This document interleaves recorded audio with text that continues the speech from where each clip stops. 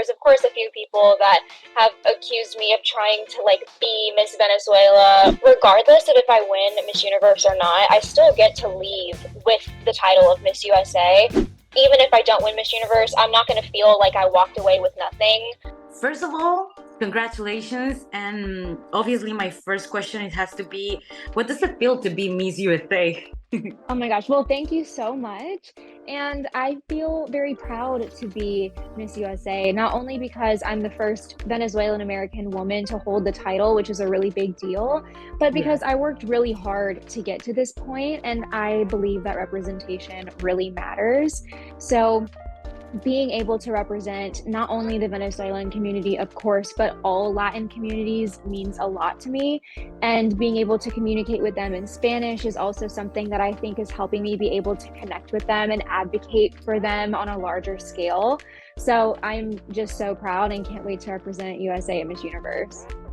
You're right about everything, but since it became known that your origins are from Venezuela, the emotions and the support of the Hispanic public rose enormously. Did you realize of that?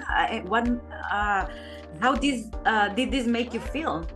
Yes, I did notice it, and I just feel very grateful that they are wanting to support me, because I believe that when you have the support of a large group of people behind you, you're able to do so much more good in the world, and there's a larger audience that's there listening to what you have to say. And I think that it's, obviously really important as a title holder to use that platform and connect with that audience wisely. So I'm really grateful. And, I've had, of course, the majority of the people are super supportive. And then there's, of course, a few people that have accused me of trying to like be Miss Venezuela or stuff like that, or they're trying to say that I'm just using it as like a strategy. And the funny thing is that I grew up in America, yes, but I grew up very much in a Venezuelan household. And, with my mom being from Maracaibo and her whole family being from there as well, those were the people that I grew up with. My dad was even a baseball player in Venezuela, so he's American, yes, but he had ties to Venezuela too.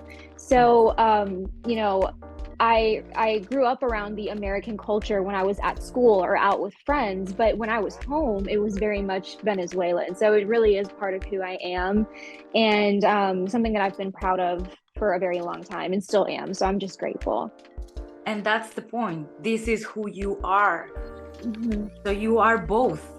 What's the Absolutely. big deal at the end Right, of the day? I know. And a lot of people, I don't see every single comment on my social media, but I've seen some that are like, who do we support? And I don't respond to the comments directly.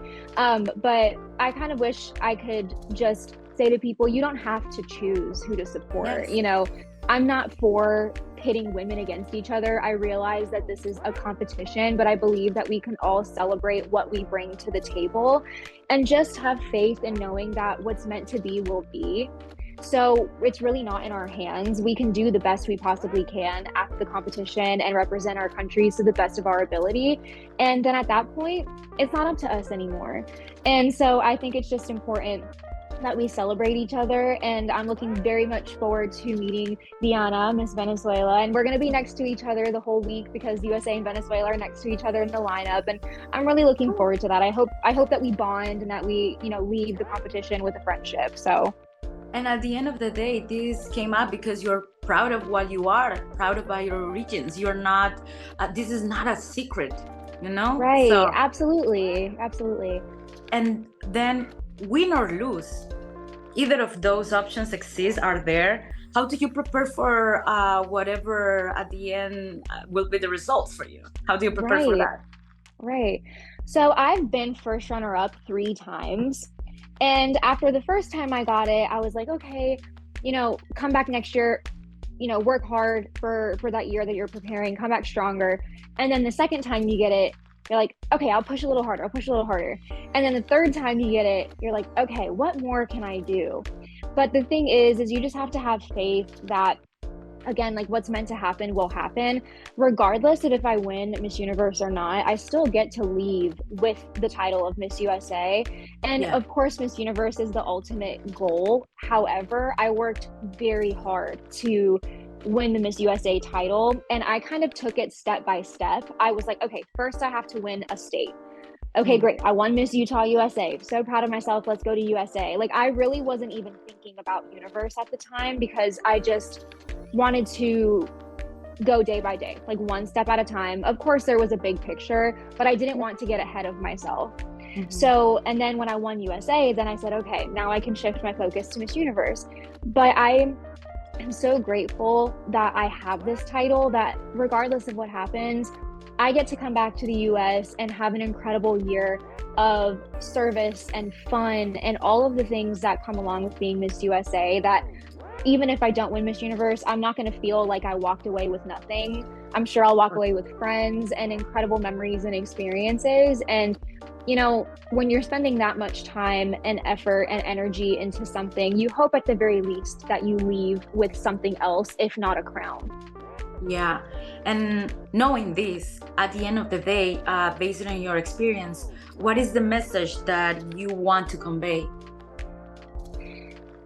I know that it can be difficult when you are pursuing something and you don't sort of get it as quickly as you might want to, but don't give up. I know that it sounds really cliche, but just because of my personal experience, I 100% see and feel what that means now.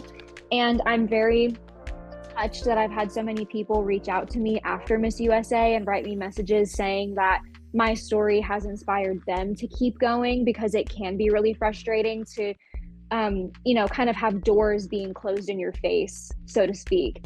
But I always tell people not to look at it as a no, but it's just a not yet. And there is another door that will open for you. So you just have to keep going and keep looking, and eventually you'll find it and your time will come. Well, what is gonna happen with you once Miss Universe ends? What comes next? What will happen next with you? What is the next step? What is the next project that you have in your doorway for you? So I guess it just depends on what happens after Miss Universe. If I win, then I heard the winner will go to New York the next day and do media, and then she'll be splitting the year between New York and Thailand. But if I don't win Miss Universe, then I, of course, get to be Miss USA for the rest of my year. I believe I will be moving to Los Angeles for the year. And I really hope to network and connect with different nonprofit organizations. And also, you know, I have my own personal goals of advancing my career. I went to school for interior design, and I've always wanted to have a TV show kind of about that. And even if I can't get it like on a syndicated network or something like that, I think it would be so fun just to have some kind of an outlet to reach a large audience of people about that topic. But I'm just open to anything that comes my way. This is already an incredible experience, and I feel very blessed that I was chosen out of the 51 contestants to be Miss USA and be the representative. So I want to keep an open mind about everything, especially because if you had asked me 1 year ago, like around this time 1 year ago, where I thought I would be in a year, I couldn't even fathom that I would be Miss USA at this point in time. So with that being said, I just want to, you know, be open-minded about anything that comes my way, because we can plan as much as we want, but we truly can't. We can't predict the future, unfortunately. Everything can change. Or fortunately. Exactly. Totally. I know that you have more interviews to do, but I just want to say thank you. Thank you for being you. Thank you for this kind of conversation. And at the end of the day, what I appreciate the most is that you are proud about your origins, and you are just telling the world who you are. And that's something that I cannot be mad at it. I like it. I approve it. I'm nobody to approve it, but I like it. I'm okay with it. Thank you. That means a lot to me, because I do think it's important that we just as people don't forget our roots or where we came from. Like, I think it's fun to like dig back into your family history. Like, tap into that, because it's what makes us all different. And being a representative of the USA, where there's so many different cultures, I have to be representative of them. Yeah. So it's fun for me to share my own, but I want to represent all people. And it's cool to remember that this is the kind of country that we have. We have different origins, all of us. I'm from El Salvador. My daughter born here, but her mother is from El Salvador. So Yes, all of us, we have an origin there. exactly. Well, I cannot wait to eat pupusas when I get to El Salvador. Yes. I hope you like it. Thank you very much. I'm sure I will. Thank you so much, Gladys. Bye.